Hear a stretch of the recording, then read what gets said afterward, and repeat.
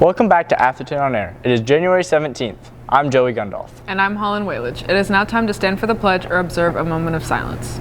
I pledge allegiance to the flag of the United States of America, and to the republic for which it stands, one nation, under God, indivisible, with liberty and justice for all.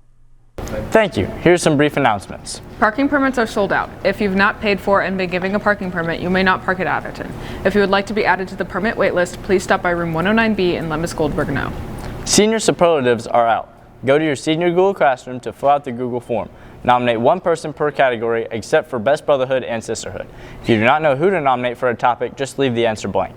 Atherton's track team has their first indoor meet on January 22nd at 4:30 at the Norton Healthcare Sports and Learning Center. Be sure to check it out. Don't miss your chance to see your Ravens compete in this state-of-the-art, climate-controlled facility. Monday is Martin Luther King Jr. Day. Here are some of Atherton's students and staff with a brief discussion on why MLK Day is important.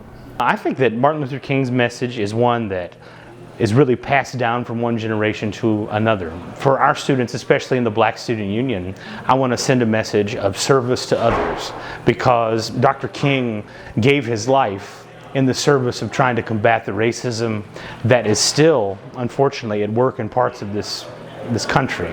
And I think that for us, we have to serve others and do our very best to make sure that those who have the least can improve their lives, and that we can share our wealth with others that have less.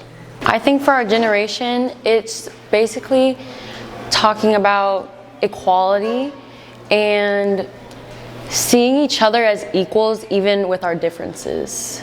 Unfortunately, because there are still so many injustices in the world, and so I think that you can take the message and what they fought for during the civil rights movement and apply it to so many different civil rights movements that you're seeing today, and people fighting for their rights and seeking justice in a world that continuously has injustices. And so as an example and like a blueprint for what works to try and get change to occur, that's why we will, I think, always be able to look back on Martin Luther King.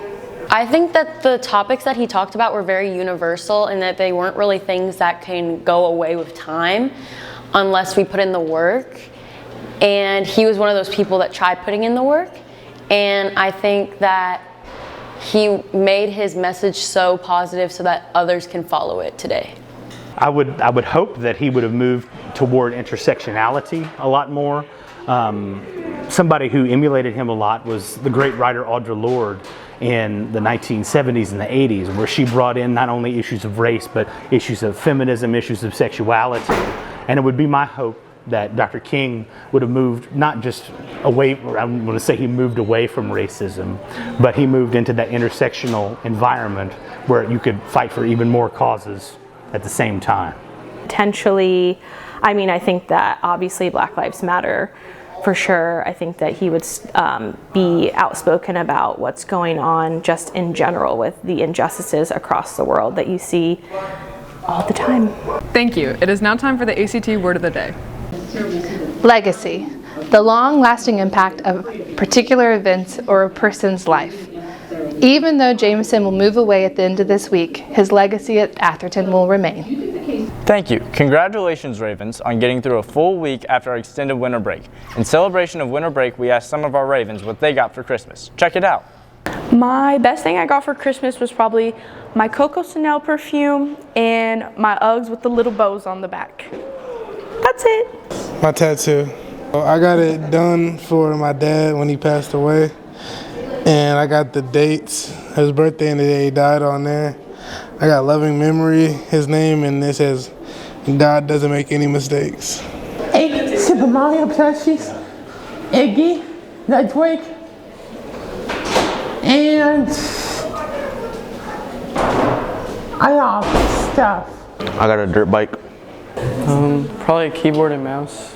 I got a shirt with a Vizsla on it, which is a dog breed, my favorite dog breed.